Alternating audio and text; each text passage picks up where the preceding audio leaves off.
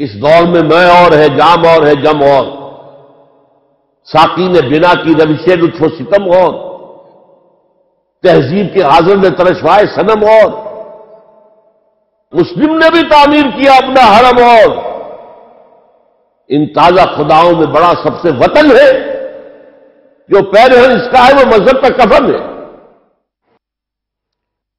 نحمدہ ونصلی علی رسولہ الکریم، اما بعد فاعوذ باللہ من الشیطان الرجیم، بسم اللہ الرحمن الرحیم،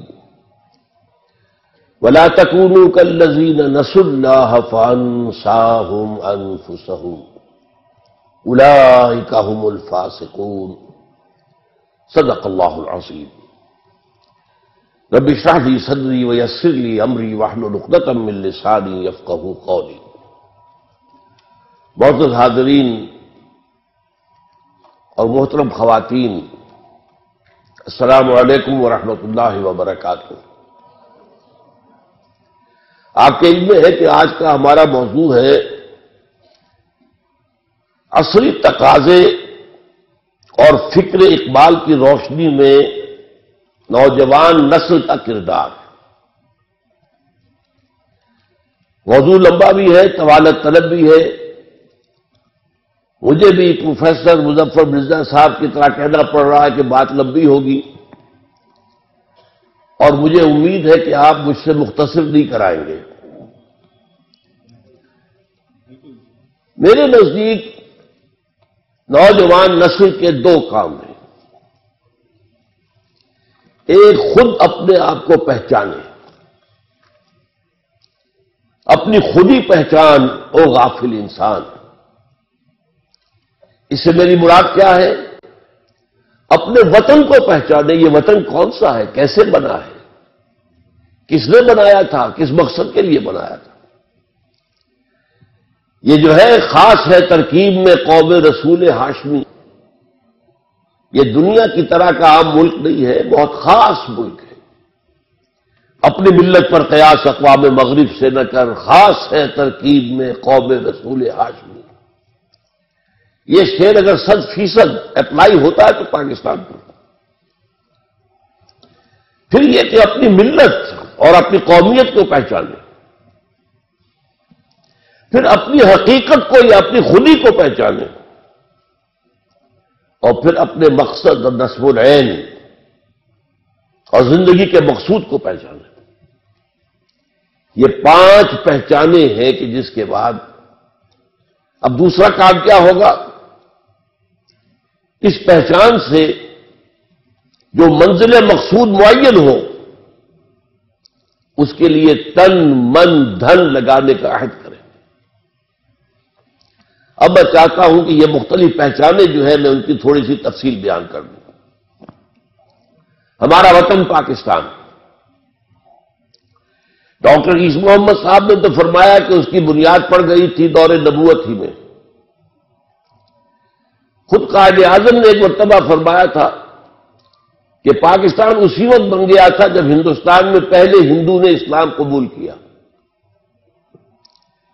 عام طور پر تحریک پاکستان میں حضرت مجدد الفسانی رحمۃ اللہ کا کردار، پھر سر سید احمد خان کا کردار بیان کیا جاتا ہے، لیکن واقعہ یہ ہے کہ پاکستان کے وجود میں آنے میں سب سے بڑا کردار 2 شخصیتوں کا ہے، علامہ اقبال اور قائد اعظم۔ جہاں تک علامہ اقبال کا تعلق ہے، وہ اس ملک کے مجوز بھی تھے، تجویز پیش کرنے والے، مبشر بھی تھے، بشارت دینے والے کہ یہ قائم ہوگا، اور مصور بھی تھے، اس کی رخشہ کشی کرنے والے کہ وہ کیسا اسلام، کیسا پاکستان ہونا چاہیے۔ جہاں تک قائد اعظم کا تعلق ہے، وہ معمار تھے، انہوں نے تعمیر کیا ہے۔ اقبال کی حیثیت آرکیٹیکٹ کی تھی، جس نے نقشہ دیا ہے۔ یہ دونوں کے مابین جو نسبت ہے اس کو ضرور سمجھ لیجیے۔ میں تھوڑی سی وضاحت کر دوں۔ جس جماعت نے پاکستان بنایا اس کا نام مسلم لیگ، وہ 1906 میں قائم ہوئی ہے ڈھاکہ میں۔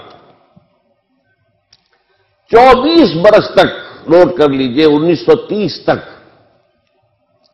مسلم لیگ صرف اشرافیہ کا ایک کلب تھا. نواب محسن الملک، نواب اسماعیل خان، نواب زادہ لیاقت علی خان، یہ نوابوں، وڈیروں، بڑے لوگوں اور سرداروں کی جماعت تھی. عوامی جماعت سرے سے نہیں تھی. اور اس کا سارا مضمون کیا تھا کہ ہندوستان کی آزادی کے بعد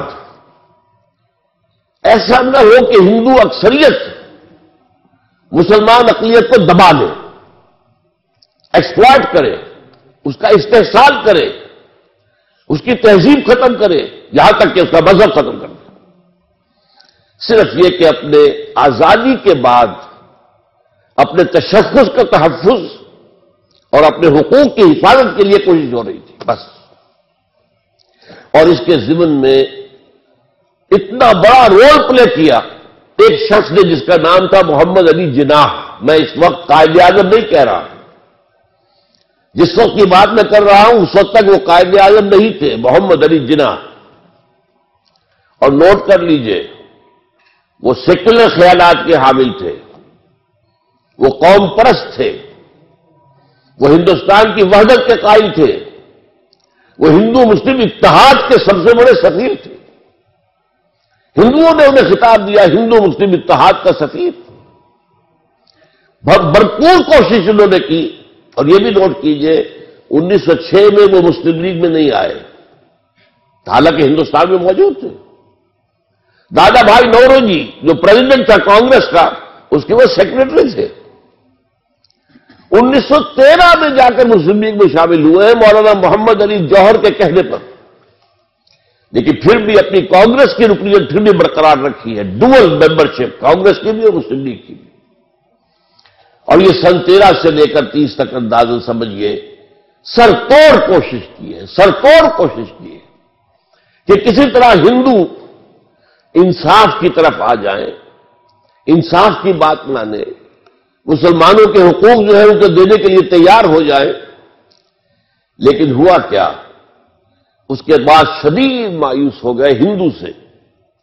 ہندو سے کوئی توقع نہیں ہے، یہ انصاف نہیں کرے گا، یہ تو برباد کر کے رہے گا، تباہ کر کے رہے گا مسلمانوں کو.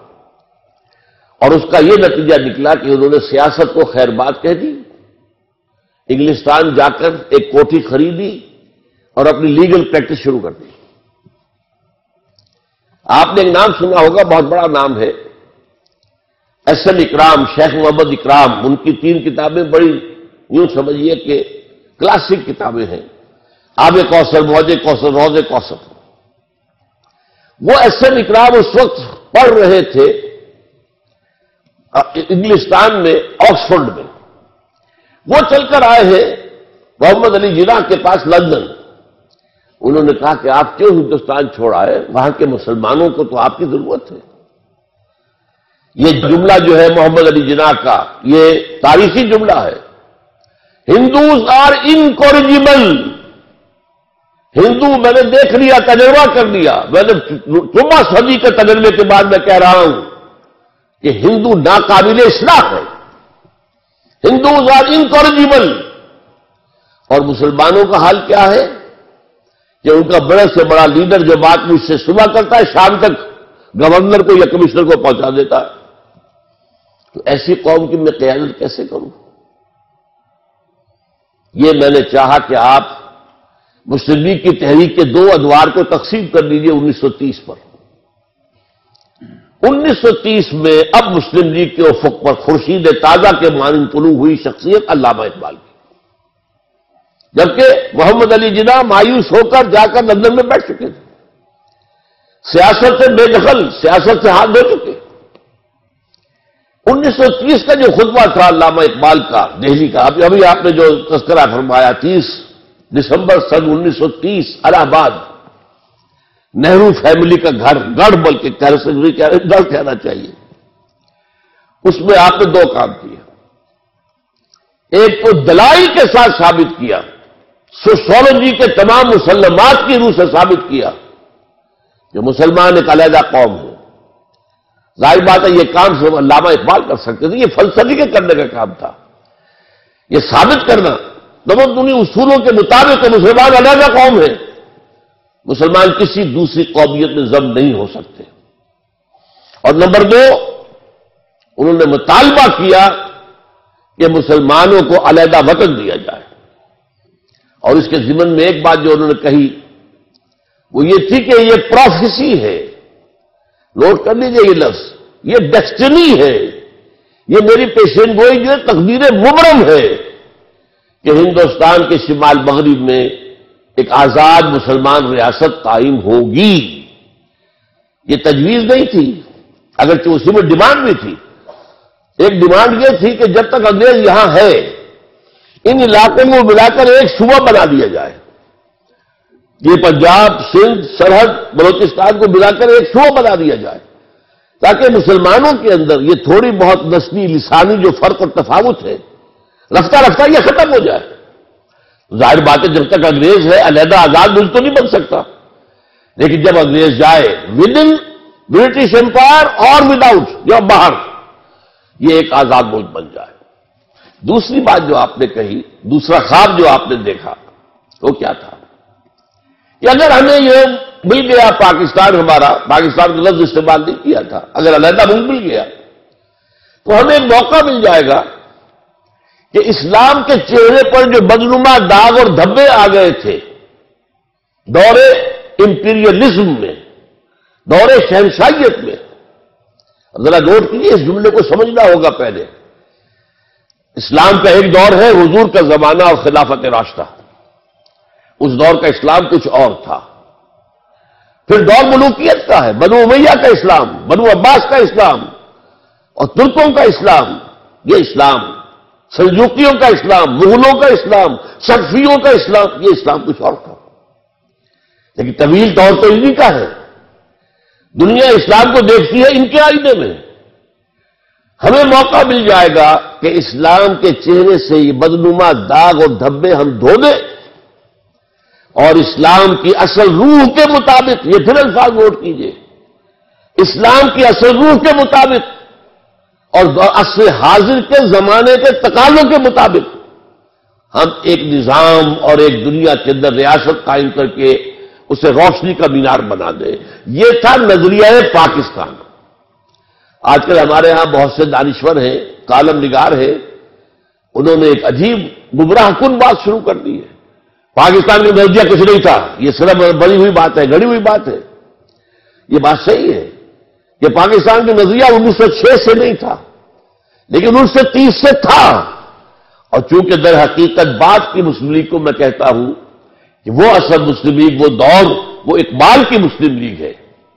اس لیے اگلی بات میں آپ سے پھر کہوں گا کہ جب علامہ اقبال نے یہ انجیکشن دیا ہے، جو مسلم لیگ کی ایک تحریک تھی، اس میں جو ہے اب یہ انجیکشن دیا احیاء اسلام، ہم تو دنیا میں دوبارہ اسلام کا نقشہ پیش کرنا چاہتے ہیں۔ یہ تو مشنری رول تھا، داعیانہ رول تھا، پیغمبرانہ رول تھا۔ اس رول سے ظاہر بات ہے کہ خون گرم ہوا ہے ملت اسلامیہ ہندوستان کا، اور اس کے اندر وہ جوش پیدا ہوا ہے جو علامہ اقبال کی شاعری سے بھی بہت پہلے پیدا ہو چکا تھا، شاعری کے ذریعے۔ لیکن اب آپ علامہ اقبال گئے ہیں 1932 میں لندن، تیسری گول بیس کانفرنس، اس میں محمد علی جناح شریک نہیں تھے، لندن میں تھے لیکن چونکہ سیاست چھوڑ چکے تھے لہذا اس گول بیس کانفرنس میں نہیں تھے، علامہ اقبال گئے تھے۔ وہاں انہوں نے وہ جو خطبہ اقبال تھا اس کی جو ہے ریزوننس ہو چکی تھی، وہاں پر رمزے میکڈونلڈ اس وقت کا وزیر اعظم تھا انگلستان کا، اس نے یہ الفاظ کہے ہیں، تاریخی الفاظ، a poet has destroyed our dreams of united India۔ ایک شاعر، علامہ اقبال کی طرف اشارہ کر رہا ہے، ایک شاعر نے ہمارے جو خواب تھے کہ ہندوستان واحد رہے، متحد رہے، ہمارے سارے خواب پریشان کر دیا، توڑ پھوڑ کر رکھ دیا۔ یہ رمز میکڈونلڈ کے اپنے الفاظ، اتنا زور تھا اس خطبہ الہ آباد کے اندر، اور اس سے وہ جوش و خروش مسلمانوں میں پیدا ہو گیا تھا کہ پرائم منسٹر آف برٹن یہ کہہ رہا ہے، a poet has destroyed our dreams of a united India۔ بہرحال اسی موقع پر حضرت علامہ اب محمد علی جناح سے ملاقات کرتے ہیں. ان کے جسم میں بھی وہی انجیکشن لگاتے ہیں کہ دیکھو اب تک تم نے صرف مسلمان اشرافیہ کے ساتھ بات کی ہے، ایلیٹ کے ساتھ بات کی ہے، عوام میں آؤ. اور نمبر 2، صرف حقوق کا تحفظ نہ کرو، یہ ڈیفینسو انداز ہے. آفینسو انداز لو، ہم اسلام غالب کریں گے، اسلام قائم کریں گے، اسلام نافذ کریں گے، عہد حاضر کی جدید ترین اسلامی ریاست قائم کریں. یہ انجیکشن ہے جو 1930 میں مسلم لیگ کو لگا، 1932 میں قائد اعظم کو لگا، پھر اس کے کچھ عرصے کے بعد اور لوگوں نے بھی کوششیں کی. نوابزادہ لیاقت علی خان نے بھی کہا آپ آئیے واپس. بہرحال اس کے بعد جب آئے ہیں محمد علی جناح، پھر انہوں نے آ کر اسلام کا راگ الاپا ہے. پھر انہوں نے ہندوستان کے شہر شہر میں، قریے قریے میں، بستی بستی میں جا کر، میں تو یہ کہتا ہوں انہوں نے اسلام کی قوالی گائی ہے. قوالی میں کیا ہوتا ہے؟ حال آ جایا کرتا ہے. واقعہ یہ ہے کہ ہندوستان کے مسلمانوں کو حال آ گیا، تمام ہندوستان کے جمع ہو گئے مسلمان مسلم لیگ کے جھنڈے تلے، اور 1940 میں آ کر پاکستان کے ریزولوشن تلے سب. حالانکہ ایک بات پر غور کیجئے، یہ حماقت نہیں تھی. کیا یو پی کبھی پاکستان میں آ سکتا تھا؟ یو پی کے مسلمان کیوں مسلم لیگ کا ساتھ دے رہے تھے؟ کیوں پاکستان مانگ رہے تھے؟ یہ سی پی کبھی آ سکتا تھا، کبھی مدراس آ سکتا تھا، کبھی بامبے آ سکتا تھا، کبھی بہار آ سکتا تھا، کبھی راجستھان آ سکتا تھا. ہرگز نہیں. پھر یہ پاگل پن نہیں تھا. جلیل انداز میں تو اسے پاگل پن کہا جائے گا. ابھی تمہیں کیا ہے؟ تمہیں تو پاکستان ملنے والا نہیں ہے.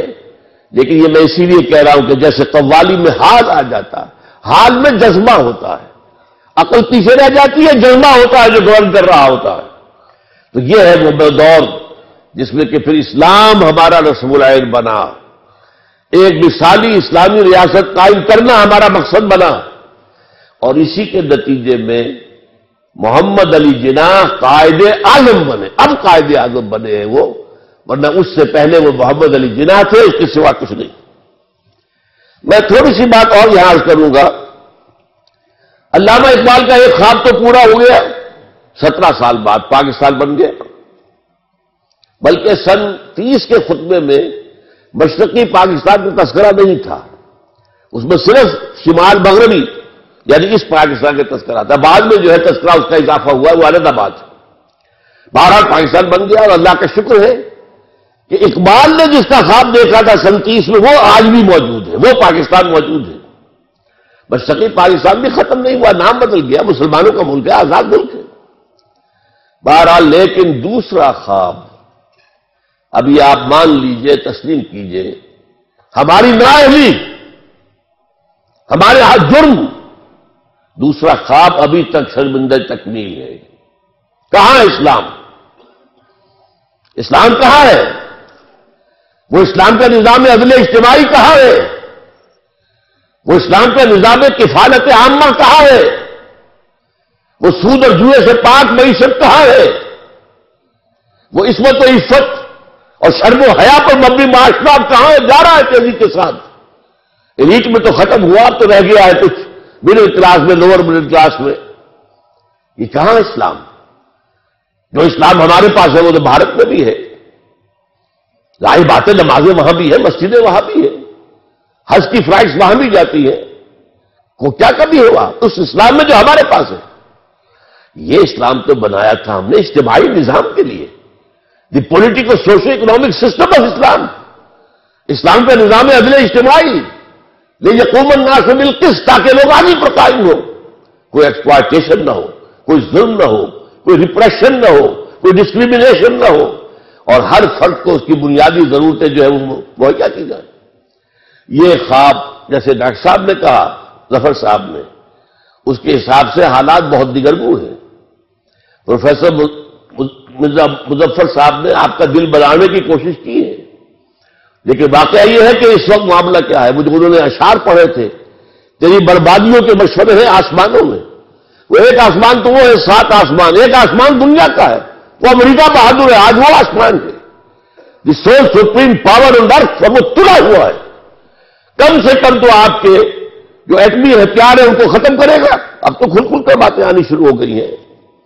اور یہ کہ اس کے بعد آپ کو بھارت کے رحم و کرم پر چھوڑ دے گا، الا یہ کہ ہم اللہ کو دوبارہ راضی کر لیں، اللہ سے توبہ کریں، اللہ سے معافی چاہیں، حرام خوریاں چھوڑیں، بے پردگیاں چھوڑیں، سودی کاروبار چھوڑیں، ان تمام چیزوں کو چھوڑ کر اور پھر اللہ سے عہد کرے، اے اللہ تو ہمیں مہلت دے دے، کچھ اور دے دے. ہم مانتے ہیں ہم سے کوتاہی ہوئی ہے، ہم نے محل بنائے ہیں، دیکھیں 2-2 کروڑ 3-3 کروڑ کا ایک بنگلہ آج ہے. چلے جائیے ڈیفنس کے اندر کراچی میں اور لاہور میں اور پشاور میں، اور کہیں چلے جائیے جو اسلام آباد میں، کئی کروڑ کے 10-10 مرلے ایک کنال کے مکان کئی کروڑ کے. یہ تو تم نے بنا لیے، موٹر وے تم نے بنا لی. وہ اسلام کہاں ہے جس کے لیے یہ خونی لکیر کھنچوائی تھی؟ اس سے زیادہ خونی لکیر دنیا میں کوئی ہوئی ہے؟ لاکھوں آدمی مرے ہیں، ہزارہ عورتوں کی عصمت دری ہوئی ہے، ہزارہ عورتیں ہماری جو ہے وہ کڈنیپ کی گئی، انہی کے پاس رہی ہیں. اور سب سے پہلی بات آپ کو سنا دوں، جب میں میڈیکل کالج کا اسٹوڈنٹ تھا اس وقت ایک کمیشن بنا تھا انڈیا اور پاکستان کے مابین کہ جو ہندو سکھ عورتیں یہاں رہ گئیں ان کو بازیاب کیا جائے، جو مسلمان عورتیں مشرقی پنجاب میں رہ گئی ان کو وہاں سے حاصل کیا جائے، اور پھر انہیں واپس وہاں بھیج دیا جائے، انہیں یہاں لے آیا جائے. اس کمیشن کے ایک رکن نے مجھے ایک بات بتائی، وہ جب بھی میں یاد کرتا ہوں میں کب کی تعریف ہوتی ہے. کہتے ہیں وہاں مسلمان عورتوں نے ہمارے ساتھ آنے سے انکار کر دیا. بات کیا کہی 100% درست تھی. اب آئے ہمیں لینے کے لیے جب ہمارے 2-2 3-3 بچے ہو گئے ہیں. اور نمبر 2 تمہارے ہاں ہمیں قبول کون کرے گا؟ کون ہم سے شادی پسند کرے گا؟ تو مسلمان عورتوں نے آنے سے انکار کیا. آپ اندازہ کیجیے یہ مسلمان خواتین محمد کی بیٹیاں ہیں صلی اللہ علیہ وسلم. لیکن اس قیمت پر ہم نے پاکستان لیا. کیوں لیا تھا؟ اسلام کے لیے لیا تھا. اور ہم مجرم ہیں اللہ کے. اور یہ جان لیجئے اللہ جہاں رحیم ہے، غفور ہے، ستار ہے، غفار ہے، شدید الانتقام بھی ہے، شدید العقاب بھی ہے، سزا بھی بہت سخت دیتا ہے. اور بڑی بڑی سزائیں ہمیں دی گئی ہیں. کیا اس پاریہ میں اسلام ختم نہیں ہوا؟ جہاں 800 برس حکومت کی تھی ایک بچہ باقی نہیں رہا. یہ ساری سزائیں ہم پر بھی آئی ہیں. کیا 1 کروڑ کے لگ بھگ تاتاریوں نے قتل نہیں کیے تھے مسلمان؟ تو یہ نہ سمجھیے کہ نہیں ہوگا اور بن گیا ہے تو ہمیشہ رہے گا، یہ بات نہیں ہے. ہاں توبہ اگر کریں، جیسے حضرت یونس علیہ السلام کی قوم نے توبہ کی تھی، عذاب کے آثار شروع ہو چکے تھے، پوری قوم نے توبہ کی تو اللہ نے عذاب واپس اٹھا لیا.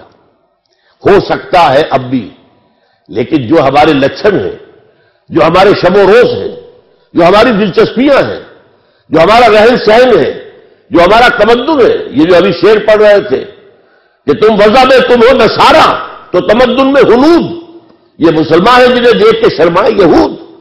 اگر ہمارے لچھن یہی رہے تو یہ پاکستان نہیں رہے گا. میرے نزدیک اس کا رجاؤ ختم ہو چکا ہے. واحد پاکستان آج آپ کی نوجوان نسل پوچھ رہی، واحد پاکستان. یہ پاکستان کس لیے بنا؟ آپ نے جو نظریہ دیا تھا اس کا تو کہیں وجود ہی نہیں، وہ تو کہیں ہے ہی نہیں. بلکہ لوگ کہہ رہے ہیں نظریہ کوئی تھا ہی نہیں، ہے بکواس ہے. یہ تو جنرل شیر علی نے ایک خاص موقع پر ایوب خان کے دور میں بنا لیا تھا نظریہ پاکستان. نظریہ پاکستان کوئی ہے ہی نہیں. میں نے آپ کے سامنے وہ الفاظ پڑھ دیے، میرے پاس اصل الفاظ بھی موجود ہیں، لیکن پڑھ کر سنانا میرے لیے یہاں پر جو ظاہر بات ہے کہ ممکن نہیں ہے. کہ اگر اول یہ کہ شمال مغرب میں ہندوستان کے ایک آزاد اسلامی ریاست بنے گی، اور اگر ہمیں موقع مل گیا تو ہم اسلام کے چہرے پر جو بدنما داغ اور دھبے دور ملوکیت میں آ گئے تھے، عرب امپیریلزم کا استعمال کیا ہے، ان دو دھبوں کو دھو کر اسلام کا روح انور، اسلام کا اصل چہرہ، روشن چہرہ دکھا دے، جو اس کی اصل روح یعنی دور خلافت راشدہ کی روح اور عصر حاضر کے تقاضوں کو ملا کر ایک جدید اسلامی ریاست بن جائے. بہرحال پہلی بات تو یہ کہ آپ اس پاکستان کے وارث ہیں، اس پاکستان کا قرض ہے آپ پر، مجھ پر، ہر انسان پر. لیکن ہم نے اگر صرف اپنے پروفیشنز، اپنی کوٹھیاں، اپنے ڈرائنگ رومز، اپنے ہی سب سارے جو ہے اعلیٰ سے اعلیٰ کار اور اعلیٰ سے اعلیٰ جو ہے بڑے سے بڑا ٹی وی لا کر رکھنا، اگر زندگی کا مقصد یہ بن گیا تو دیکھنا ان بستیوں کو تم کے ویراں ہو گئیں، دیکھنا ان بستیوں کو تم کے ویراں ہو گئیں. یہ جو اشعار پڑھے تھے ڈاکٹر صاحب نے وہ صحیح ہے بالکل. تمہاری داستان تک بھی نہ ہوگی داستانوں میں. آپ کے جو تھنک ٹینک ہے امریکہ میں بیٹھے ہوئے وہ کہہ رہے ہیں 2015 کے بعد کوئی پاکستان نہیں ہوگا نقشے کے اوپر. جیسے کہ آپ کو معلوم ہے پچھلی صدی میں 2 عظیم سلطنتیں مٹ گئی. شروع میں سلطنت عثمانیہ، دی گریٹ آٹومان امپائر، پہلی جنگ عظیم کے بعد ختم. نسیم منسیہ یہ بھی نہیں پتا کہاں ہوتی تھی. اور آخر میں آ کر اس صدی میں U S S R, the great U S S R dissolved. آج کو بتا سکتا ہے کہاں کہاں تھا وہ؟ تو یہ سمجھ لیجئے ہو سکتا ہے، لیکن بچنے کی ایک ہی شکل ہے اور وہ شکل یہ ہے توبہ. اگر قوم مجموعی طور پر توبہ کرے. بہرحال یہ جان لیجئے جو میں نے عرض کیا تھا، ایک نقطہ اور عرض کر کے پھر میں اگلی بات پر چلوں گا. یہ جو 2 شخصیتیں ہیں، پاکستان کے وجود میں آنے کا زیادہ بڑا صحرا اقبال کے سر ہے. مجوز وہ، مبشر وہ، مصور وہ، آرکیٹیکٹ وہ. قائد اعظم جو ہے نوٹ کر لیجئے، اب اپنی جگہ پر ان سے بہت محبت ہے، ہم بہت احسان مند ہیں ان کے، لیکن نہ وہ مفکر تھے، نہ وہ فلسفی تھے، نہ وہ مصنف تھے، نہ ان کی ابتدائی تعلیم و تربیت میں دین کا دخل تھا. جیسا کہ ابھی پروفیسر مرزا صاحب نے آپ کو بتایا، وہ صوفی نور محمد، شیخ نور محمد ان کے والد صوفی، انہوں نے جس طریقے سے بات کہی ہے کہ بیٹے جب قرآن پڑھو تو سمجھو گے یہ تم پر نازل ہو رہا ہے. اسی کو پھر بعد میں اقبال نے پیش کیا شعر میں، تیرے ضمیر پہ جب تک نہ ہو نزول کتاب، گرہ کشا ہے نہ راضی نہ صاحب کشاف. یہ تمہارے اوپر اترنا چاہیے. یہ تفسیروں کی وجہ سے سمجھنے کی بات چیز نہیں ہے. بہرحال میرے نزدیک ان 2 شخصیتوں میں اہم تر علامہ اقبال کی ہے، لیکن اس کے بعد اس میں کوئی شک نہیں.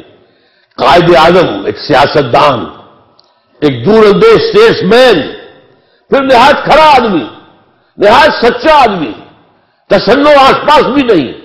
مسلمانوں کا لیڈر بننے کے لیے یہ نہیں کیا کہ داڑھی رکھ لیں تاکہ مسلمان جو ہے وہ ان کو بھی اپنا ایک لیڈر بنا لیں. اس وقت تک تو علماء ہوتے تھے لیڈر، اور تو کوئی لیڈر تھا ہی نہیں.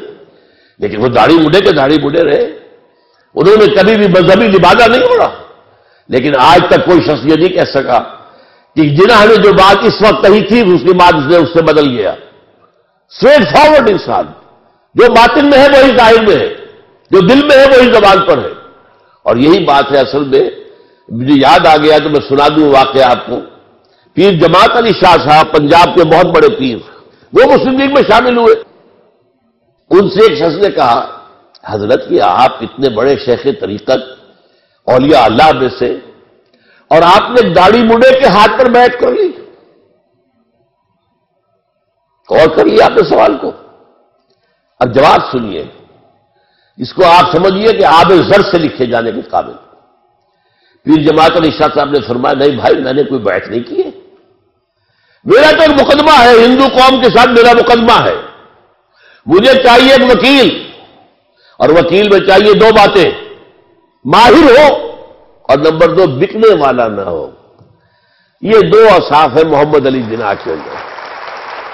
میں نے اس لیے اسے اپنے قومی مقدمے کا وکیل بنایا ہے. اس کے ہاتھ پر کوئی بیعت نہیں کی ہے. تو ہمیں چاہیے احترام یقیناً دونوں کا ہے، دونوں کے ممنون احسان ہیں ہم، لیکن ہم سے غلطی ہوئی ہے. جب بھی ہم نظریات پاکستان کی بنیاد کی بات کرتے ہیں تو زیادہ اہمیت قائد اعظم کو دے دیتے ہیں. ان کے اقوال، ان کی تقاریر، ان کی کوئی کتاب تو ہے ہی نہیں، کوئی مرتب فکر ان کا ہے ہی نہیں. نہ وہ مصنف ہے، نہ مفکر ہے، نہ فلسفی ہے، کچھ بھی نہیں. وہ تو ایک ٹھیک ہے ان کی تقاریر ہے اور ان کی بیانات ہیں، وہ ہوتے تھے موقع کے مطابق. ایک ہر جگہ پر جو ہے اس کے وقت کے حساب سے، وہ جگہ کے حساب سے بیان دے رہے ہیں. اس اعتبار سے ان دونوں میں ہمیں فرق کرنا چاہیے کہ زیادہ ہم انڈیٹڈ ہے ٹورڈز علامہ اقبال، اگرچہ ہم انڈیٹڈ ہے ٹورڈز قائد اعظم بھی. اب آئیے دوسری بات. یہ تو میں نے پاکستان کی بات کی ہے. ہماری ملت اور قومیت کون سی ہے، اس کی پہچان کیا ہے؟ نوٹ کر لیجئے، ہم نہ نسل کی بنیاد پر قوم ہیں، نہ لسانی بنیاد پر قوم ہے، نو ریشیل نیشنلزم، نو لنگوسٹک نیشنلزم، اور اس کی جگہ ایک تیسری شے جو آج کی دنیا میں پچھلی صدی میں ایجاد ہوئی، ٹیریٹوریل نیشنلزم، وطنی قومیت۔ اس وطنی قومیت کی کلی نفی کر کے ہم نے پاکستان بنایا۔ آپ کو معلوم ہے کانگریس سے جھگڑا کیا تھا؟ کانگریس یہ کہتی تھی کہ ہندوستان ایک وطن ہے، اس میں رہنے والے سب ایک قوم ہے۔ ہم نے کہا نہیں، ہماری قومیت وطن سے نہیں ہے، ہماری قومیت نسل پر نہیں ہے، ہماری قومیت نشان پر نہیں ہے۔ اس کے اوپر جو نظم لکھی ہے علامہ اقبال نے، اس دور میں میں اور ہے، جام اور ہے، جم اور، ساقی نے بنا کی روش لطف و ستم اور، تہذیب کے حاضر نے ترشوائے صنم اور مسلم نے بھی تعمیر کیا اپنا حرم اور، ان تازہ خداؤں میں بڑا سب سے وطن ہے، جو پیرہن اس کا ہے وہ مذہب کا کفن ہے۔ یہ در حقیقت یوں سمجھ لیجئے ہماری قومیت اسلام ہے۔ اس قوم کا کیا حال تھا اور کیا حال ہے؟ دیکھیے، جس وقت علامہ اقبال منظر پر آتے ہیں، اس سے پہلے قومی شاعر ہمارے تھے مولانا حالی، مولانا شبلی۔ دونوں نے مرثیے کہے ہیں۔ میں صرف شبلی کے دو اشعار آپ کو سنا دیتا ہوں، 4 اشعار۔ ان کی معرکۃ الارا کتاب مسدس، اس کا سرنامہ کیا ہے؟ پستی کا کوئی حد سے گزرنا دیکھے، اسلام کا گر کر نہ ابھرنا دیکھے، مانے نہ کبھی کہ مد ہے ہر جزر کے بعد، دریا کا ہمارے جو اترنا دیکھے۔ مایوسی کی انتہا، عالم اسلام سارا غلام، یورپین کالونیلزم چھایا ہوا دور ہے، کیونکہ سن 14 کے بعد آٹومان امپائر بھی ختم ہو چکی تھی۔ تو پستی کا کوئی حد سے گزرنا دیکھے، اسلام کا گر کر نہ ابھرنا دیکھے، مانے نہ کبھی کہ مد ہے ہر جزر کے بعد، دریا کا ہمارے جو اترنا دیکھے۔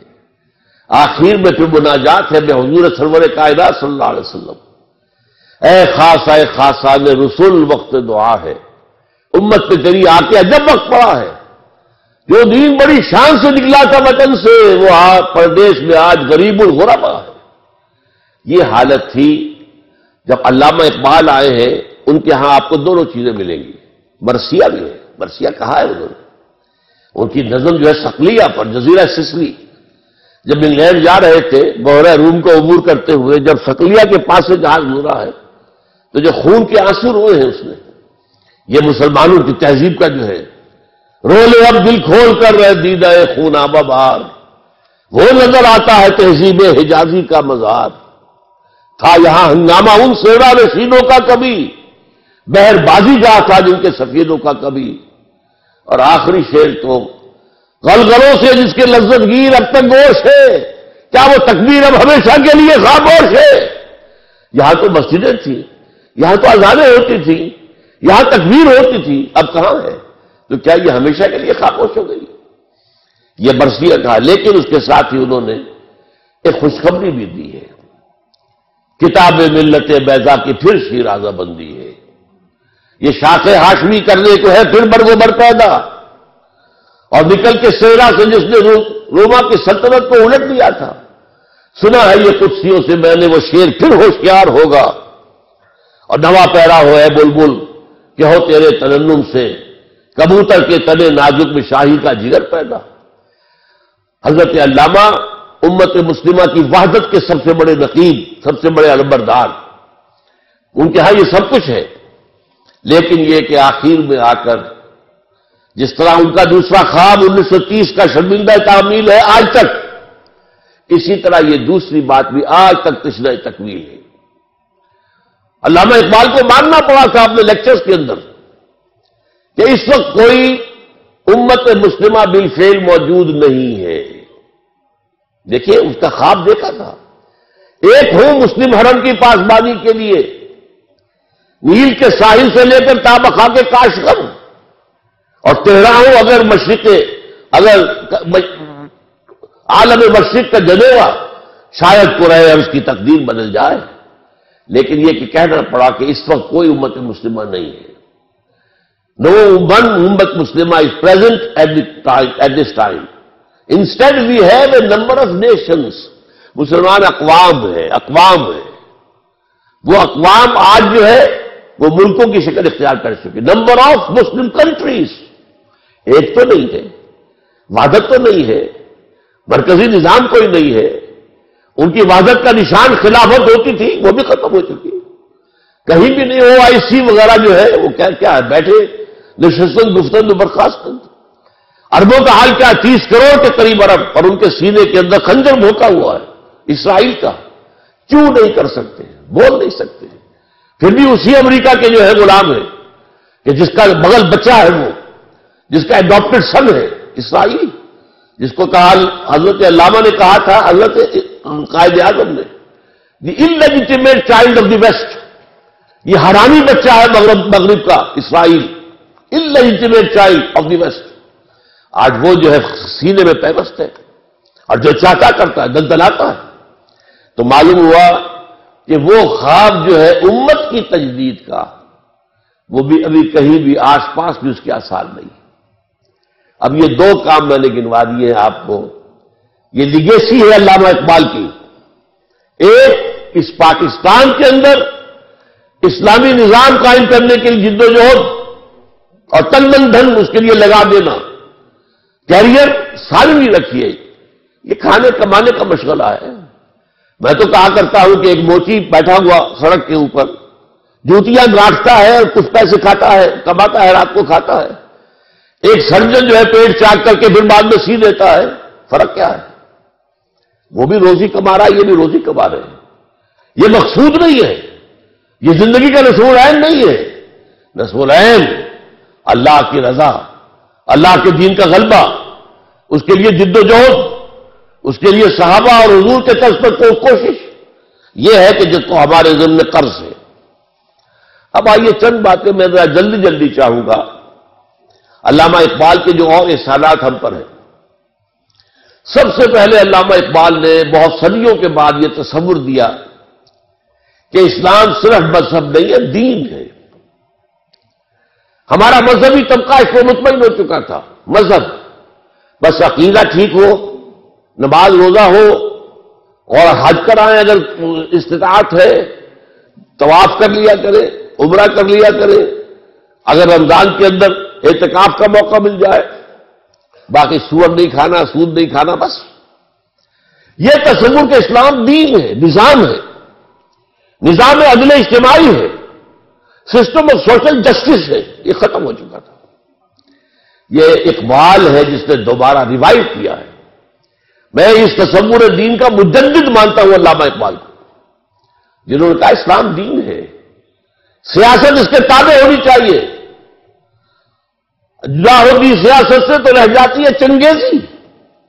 جلال پادشاہی ہو کہ جمہوری تماشا ہو، جدا ہوگی سیاست سے تو رہ جاتی ہے چنگیزی. اور ایک بہت بڑے عالم دین نے ایک بات کہہ دی تھی، میں ان کا نام نہیں لیتا خام خواہ، کچھ جو ہے کچھ لوگوں کے جذبات کو بھی ٹھیس لگ سکتی ہے. انہوں نے انگریز کے دور میں کہا ہمیں کوئی ایسا کام نہیں کرنا چاہیے جس سے ہمارے حکمرانوں کو تشویش ہو جائے. حکمران کون تھے؟ انگریز. اس لیے کہ انہوں نے ہمیں مذہبی آزادی دے رکھی ہے. نماز پڑھنے کی اجازت ہے، روزہ رکھنے کی اجازت ہے، حج کے لیے جانے کی اجازت ہے. وہ زبردستی ہمیں سور نہیں کھلاتے، زبردستی شراب نہیں پلاتے. ہاں لائسنس دیتے پروسٹیٹیوشن کے، لیکن آپ پر واجب تو نہیں کرتے کہ جائیے اور پروسٹیٹیوشن کیجیے، یہ تو نہیں ہے. تو یہ بات جب علامہ کے سامنے آئی ہے تو علامہ نے جو پھپتی چست کی ہے وہ بڑی تاریخی ہے. ملا کو جو ہے ہند میں سجدے کی اجازت، نادا یہ سمجھتا ہے کہ اسلام ہے آزاد. اسلام کا آزاد ہے؟ اسلام جو محکوم ہے نظام کی حیثیت سے. اسلام کا سیاسی نظام، معاشی نظام، یہاں سارا بینکنگ نظام آ گیا ہے، سود کا نظام آ گیا ہے. اسلام کہاں ہے؟ تو محض مذہب نہیں ہے اسلام، بلکہ اسلام دین ہے، اور اس دین کو قائم کرنے کی جد و جہد اہل ایمان کا فرض ہے. نمبر 2، دوسری بات جو واضح کی علامہ اقبال نے احیاء اسلام کے ضمن میں، احیاء دین کے ضمن میں، روح دین اور ایک ہے مظاہر دین. نماز، روزہ، حج، زکات مظاہر دین ہے. روح دین کیا ہے؟ اللہ کی محبت. جب تک یہ محبت اندر نہیں ہے یہ نماز روزہ بے اصل ہے، ان کی کوئی حیثیت ہی نہیں. یہ ریچولز ہیں، یہ محض جو ہے رسمیں ہیں اور کچھ نہیں. چنانچہ علامہ اقبال کہتے ہیں کہ عقل و دل و نگاہ کا مرشد اولی ہے عشق. میں دوسرا مصرع پڑھتے ہوئے ڈر رہا ہوں. عشق نہ ہو تو شر و دین، بتکدہ تصورات. بتکدہ، یہ رسمیں ہماری معبود بن گئی ہیں، رسمیں ہمارا مقصود بن گئی ہیں. وہ اللہ کی محبت کہاں ہے؟ سورہ بقرہ میں تو اللہ فرماتا ہے والذین آمنوا اشد حبا للہ. جو واقعی ایمان والے ہیں ان کے دلوں میں سب سے شدید محبت اللہ کی ہوتی ہے. اور آپ نے اس عزیزہ کی زبان سے جو اشعار سنے علامہ اقبال کے، شوق اگر تیرا نہ ہو میری نماز کا امام، میرا سجود بھی حجاب، میرا قیام بھی حجاب. جب تک کہ عشق خداوندی نہیں ہے عشق رسول نہیں ہے. عقل و دل و نگاہ کا مرشد اولی ہے عشق. عشق نہ ہو تو شر و دین بتکدہ تصورات. اور یہ بتکدہ تصورات پر جو اگلا شعر کہہ دیا ہے، میں تو کہتا ہوں یہ جرت نانا اقبال کی تھی جو کہہ سکتا تھا. کیا نہیں کوئی غزنوی کارگہ حیات میں، بیٹھے ہیں کب سے منتظر اہل حرم کے سومنات. اہل حرم نے ان رسومات کو اپنا معبود بنا لیا ہے. کیا اس سومنات، یہ نیا سومنات جو اہل حرم نے بنایا ہے اپنا، اس کا بھی کوئی غزنوی آئے گا کہ نہیں آئے گا کہ جو بتائے کہ اصل جو ہے روح دین جو ہے وہ اللہ کی محبت ہے. آگے چلیے، سب سے بڑی بات جو علامہ اقبال نے بتائی ہے وہ جو میں نے گنوایا تھا، اپنی حقیقت، اپنی پہچان ہم کون ہیں. آپ نے سنا ہوگا یہ جو قصور کے درویش شاعر تھے بلے شاہ، بلے شاہ کی جانا میں کون، بولیا کی جانا میں کون ہوں. Who are you? اپنی پہچان ہے نہیں. ہم نے آج سمجھا ہے اپنے آپ کو نرا حیوان. ڈارون کی تھیوری نے آ کر اس طریقے سے ذہنوں کے اوپر غلبہ کیا ہے، کیونکہ ہم سمجھتے ہیں صرف اپنے آپ کو حیوانی وجود ارتقاء سے وجود میں آیا ہے حیوان. اب ایک انسان میں اور شمپینزی میں اور گوریلے میں اتنا ہی فرق ہے نا جتنا کہ گدھے اور گھوڑے میں ہے. گدھا ذرا کورس جانور ہے اور گھوڑا جو ہے ذرا ریفائنڈ اینیمل ہے. بس ہم ریفائنڈ ہومو ہے، ہومو سیپینس. اس سے پہلے نہ معلوم کتنے ہومو اریکٹس کتنے ہوئے تھے. لیکن اصل میں یہ ہے کہ انسان کی حقیقت کچھ اور ہے. انسان دو وجودوں سے مرکب ہو کر بنا ہے، وجود حیوانی، وجود روحانی. روح، یہ روح ہے جس کی بنا پر یہ مقصود ملائک بنا. دو جگہ قرآن میں، سورہ ہجر میں، سورہ صاد میں فرشتوں سے کہہ دیا تھا اللہ نے کہ میں مٹی سے ایک بشر بنانے والا ہوں. انی خالق البشر من صلصال من حمأ مسنون فإذا سويته ونفخت فيه من روحي فقعوا له ساجدين. جب میں اسے تیار کر لوں اور اس میں اپنی روح میں سے پھونک دوں تو پر جا پڑنا اس کے سامنے سجدے میں، گر جانا سجدے میں. وہ تو اصل روح ہے، وہ روح ہے جو ہم ہیں، اصل حقیقت ہماری. ہم سمجھ بیٹھے یہ حیوانی وجود ہمارا ہے. یہ حیوانی وجود مٹی سے آیا ہے، خاک سے آیا ہے. یہی سے اس کی غذا آ رہی ہے. گندم ہے تو وہاں سے آ رہی ہے، چاول ہے تو وہاں سے آ رہا ہے. بکری کا گوشت کھایا تو بکری نے بھی گھاس پات کھایا ہوا جس سے گوشت بنا ہے. اور یہ روحانی وجود عالم بالا سے آیا ہے، یہ عرش معلیٰ سے آیا ہے.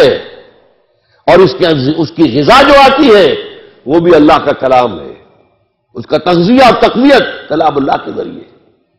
اب یہ فلسفہ ہے، اس کا نام علامہ اقبال نے خود ہی رکھ دیا ہے. چنانچہ سید نذیر نیازی جو علامہ کے خاصے قریب بیٹھنے والے تھے، ہم نشین تھے، انہوں نے علامہ سے کہا، ابھی جو پروفیسر مظفر مرزا صاحب نے کہا تھا کہ علامہ نے مشرق و مغرب کے سارے فلسفے پڑھے، بڑے بڑے فلسفیوں کے نام انہوں نے گنوا دیے تھے. تو یہ کہا کہ سید نذیر نیازی نے کہا علامہ سے کہ کوئی کہتا ہے کہ آپ نے اپنا مسئلہ جو ہے خودی کا ہے فلسفہ، یہ آپ نے نشچے سے لیا ہے، کوئی کہتا برساں سے لیا ہے، کوئی کہتا جیلی سے لیا، کس سے لیا آپ نے؟ فرمایا اچھا کل فلاں وقت آ جانا، میں تمہیں ڈکٹیٹ کرا دوں گا۔ سید نذیر نیازی نے یہ واقعہ ہماری قرآن کانفرنس میں سنایا خود، کہتے میں بڑا خوش، میری خوش نصیبی، شاعر مشرق مجھے ڈکٹیٹ کرائیں گے کہ فلسفہ خود ہی میں نے کہاں سے لیا ہے۔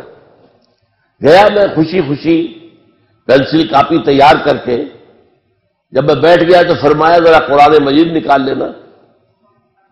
کہتے ہیں کہ میرے ارمانوں پر اوس پڑ گئی، میں سمجھتا تھا فلسفے کی کتاب نکلوائیں گے، وہ ہسٹری آف فلاسفی کی کتاب نکلوائیں گے، کچھ بھی نہیں، قرآن۔ کہا کھولو اسے، اور سورہ حشر اس کی آیت 19، وَلَا تَكُونُوا كَالَّذِينَ نَسُوا اللَّهَ فَأَنسَاهُمْ أَنفُسَهُمْ، ان لوگوں کے مانند نہ بن جانا جنہوں نے اللہ کو بھلا دیا تو اللہ نے انہیں اپنے آپ سے غافل کر دیا۔ آپ سوچئے یہ اپنا آپ کون سا ہے جس سے انسان غافل ہوتا ہے؟ کیا ہم اپنے حیوانی وجود کے تقاضوں سے غافل ہوتے ہیں؟ پیٹ کھانے کو مانگتا ہے، کیا اس کے لیے بھاگ دوڑ نہیں کرتے؟ ہماری دوسری خواہش ہے، شادی کرتے ہیں، ہمیں آرام چاہیے، ہمیں چھت چاہیے اپنے سر کے اوپر، بناتے کہ نہیں بناتے گھر؟ یہ سارے معاملات جو ہیں یہ در حقیقت ہم کسی چیز سے غافل نہیں ہوتے۔ دانت میں درد ہو جائے تو چاہے رات کو جا کر 1 بجے کسی ڈینٹل سرجن کے جو ہے جا کر گھنٹیاں بجا کے اسے جگانا پڑے، ہوتا ہے کہ نہیں؟ وہ کون سا اپنا آپ ہے جس سے وہ غافل ہو گیا انسان؟ اسی اپنا آپ کو ایک اور شعر میں علامہ اقبال نے بیان کیا ہے، ڈھونڈ کے اپنی خاک میں جس نے پایا اپنا آپ، غور کیجئے، یہ خاک ہے جس کے اندر اپنا آپ کچھ مضمر ہے، کوئی اور شے ہے جو چھپی ہوئی ہے۔ ڈھونڈ کے خاک میں اپنی جس نے پایا اپنا آپ، اس بندے کی دہقانی پہ سلطانی قربان، اپنی خودی پہچان او غافل افغان۔ یہ اپنا آپ کیا ہے؟ اپنی خودی کو پہچاننا، یہ جو روح ہے جو اللہ سے بہت قریب ہے، یہ روح جو ہے غافل تو نرا صاحب ادراک نہیں ہے نور تجلی بھی اسی خاک میں پنہاں۔ تم خاکی ہو لیکن اس میں اللہ تعالیٰ کی تجلی موجود ہے، یہ تجلی ہے جس کا نام روح ہے، یہ ہے جو ہمارا اصل ایسنس ہے۔ اور اس کے لیے میں آپ کو اپنشد کا ایک جملہ سنا دیتا ہوں۔ میرا اندازہ یہ ہے کہ اپنشد جو ہے وہ حضرت ابراہیم علیہ السلام کے صحیفے ہیں بگڑی ہوئی شکل میں۔ توجہ کیجئے، قرآن میں جن کتابوں کا ذکر تورات موجود ہے، چاہے محرف ہے، تحریف شدہ ہے تو صحیح، زبور موجود ہے، بک آف سامس، انجیل موجود ہے، اگرچہ بگڑی ہوئی ہے، تو پھر یہ صحف ابراہیم کہاں گئے؟ صحف ابراہیم کہاں گئے؟ میری تحقیق یہ ہے کہ ابراہیم کی ایک شاخ وہ ہندوستان میں آ کر آباد ہوئی ہے، وہ برہمن، یہ برہم ابراہیم سے بنا ہے، برہمن اور برہما جو خدا کا نام ہے، خدا کا تصور برہما اور ابراہم اور برہم، اور ان کے جو صحیفے تھے وہ بگڑی ہوئی شکل میں اپنشد میں شکل میں موجود ہے۔ اس کا ایک جملہ سنیے، جیسے قرآن مجید کی آیت ہے وَلَا تَكُونُوا كَالَّذِينَ نَسُوا اللَّهَ فَأَنسَاهُمْ أَنفُسَهُمْ، اسی طرح اپنشد کہتا ہے man in his ignorance identifies himself with the material sheets which encompass his real self۔ Real self تو اندر ہے، یہ گوشت جو ہے لپٹا ہوا ہے، یہ ہڈیاں، گوشت اور پوست اور یہ کھال، یہ سب جو ہے لپٹے ہوئے ہیں، یہ نہیں ہے تم کچھ اور ہو، تم وہ ہو جو اندر بیٹھا ہوا ہے، وہ ہے وہ انسان، وہ ہے انا، وہ ہے خودی، وہ ہے فرائڈ کی زبان میں ایگو، وہ ہے وہ اصل انسان ہے، یہ تو در حقیقت لباس ہے اس کے۔ نمبر 4، نظام دین کی تشریح جو علامہ اقبال نے کی۔ اقبال نے اس دور میں اسلام کے سیاسی، معاشی اور سماجی نظام کی بھرپور جو ہے وضاحت کی۔ سیاسی نظام کی 2 باتیں، اسلام میں انسان کے لیے حاکمیت نہیں ہے، حاکمیت صرف اللہ کے لیے ہے. سروری زیبا فقط اس ذات میں ہمتا کو ہے. حکمراں ہے ایک وہی، باقی متانے حاضری. Sovereignty belongs to God. انسان کے لیے کیا ہے؟ خلافت. اور خلافت کے معنی کیا ہے؟ جو ہمارے ہاں وائس رائے ہوتا تھا، انگریز ہمارا حاکم تھا، بادشاہ یا ملکہ تو ہوتی تھی لندن میں، یہاں کون ہوتا تھا؟ دلی میں وائس رائے. ان کا آپس میں رشتہ کیا تھا؟ جو حکم لندن سے آ جائے گا اسے تو امپلیمنٹ کرنا ہوگا ایز سچ. وائس رائے کو اس میں تبدیلی کرنے کا اختیار نہیں ہے. البتہ جہاں کوئی حکم نہیں ہے اسے اپنی لوکل سرکمسٹانسز لوکل جو ہے دیکھنے چاہیے، اپنی پوری ذہانت سے کام لے کر جو بھی امپائر کے لیے بیسک بات نظر آئے وہ کر لے. یہ خلافت ہے، یہ وائسریجنسی ہے. Man is the vicegerent of God, man is not the ruler. سروری زیبا فقط اس ذات بے ہمتا کو ہے. حکمراں ہے ایک وہی، باقی متانے حاضری. اس کی جو بادشاہت ہے اس کے معنی کیا ہے؟ اس کی کتاب اور اس کے رسول کی سنت کے تابع رہو گے. جہاں ان دونوں کا حکم ہے سر تسلیم خم، جہاں حکم نہیں ہے یہ امرہم ہے. اللہ نے تمہارے اوپر چھوڑ دیا ہے. امرہم شورا بینہم، آپس میں مشورہ کر کے معاملہ طے کر لو. یہ ہے اسلام کا نظام. یہ ڈیموکریسی نہیں ہے، یہ تھیوکریسی نہیں ہے. ڈیموکریسی کی بنیاد ہے پاپولر ساورنٹی پر. ساورنٹی یہاں اللہ کی ہے، یہ اپنا نظام ہے، نظام خلافت ہے. آگے چلیے اسی طریقے سے معاشی نظام کا اصل کیا ہے؟ وہ اصل الاصول ملکیت تامہ صرف اللہ کی ہے. جیسے حاکمیت مطلقہ اللہ کی ہے. انسانوں کے لیے خلافت، ملکیت تامہ، ہر شے اس کائنات میں جو ہے اللہ مالک ہے. لہو ملک السماوات والارض، آسمان و زمین کی ملکیت اس کی ہے. انسان کے لیے جو کچھ ہے امانت ہے.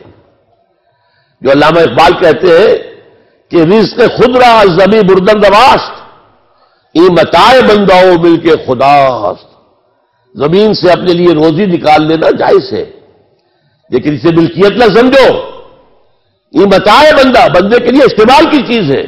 مل کے خداست، اور یہ خدا کی ملکیت ہے. یہ تو اس پچھلی صدی میں اقبال نے کہا ہے نا. 700-800 سال پہلے شیخ سعدی کہہ چکے ہیں، ای امانت چند روزہ نزد باست، در حقیقت مالک ہر شے خداست.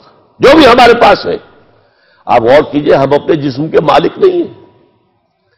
یہ جسم بھی ہمارے پاس امانت ہے، یہ ہاتھ بھی اللہ کی امانت ہے. اسی اللہ کی مرضی کے کام میں استعمال کرو گے، اللہ کی مرضی کے خلاف استعمال نہیں کرو گے. یہ تمہارے پاؤں، یہ اللہ کی امانت ہے. اللہ کی مرضی کے مطابق چلو گے، ان سے غلط رخ پر نہیں جاؤ گے، غلط مضمون ہے منزل کی طرف نہیں جاؤ گے. تو یہ ہے در حقیقت مالک ہر شے خداست، این امانت چند روزہ نزد باست.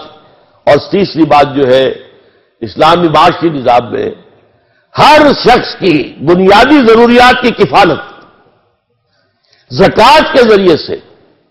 یہ جو سوشل انشورنس کا پروگرام آج دنیا میں ہے، چیریٹی ویلفیئر، جس میں ہائیسٹ لیول پر اسکینڈینیوین کنٹریز ہے، یہ سب سے پہلے اسلام نے دیا.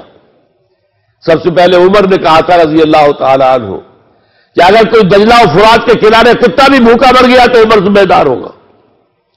یہ آج بھی نہیں ہے آپ کے پاس، لیکن یہ کہ اسلام نے دیا تھا پہلے. تو بہترین نظام، آئلی نظام یا سماجی نظام، اس کا پہلا اصول کیا ہے؟ تمام انسان پیدائشی طور پر برابر، کوئی اونچا نہیں، کوئی نیچا نہیں، کوئی بڑھیا نہیں، کوئی گھٹیا نہیں. نوٹ کر لیجیے میری بات کو. پیدائشی طور پر گورا کالا ایک، مشرقی مغربی ایک، قریش اور حبشی ایک، سب ایک، مرد اور عورت ایک، کوئی فرق نہیں ہے. مرد افضل نہیں ہے عورت سے، نوٹ کر لیجیے.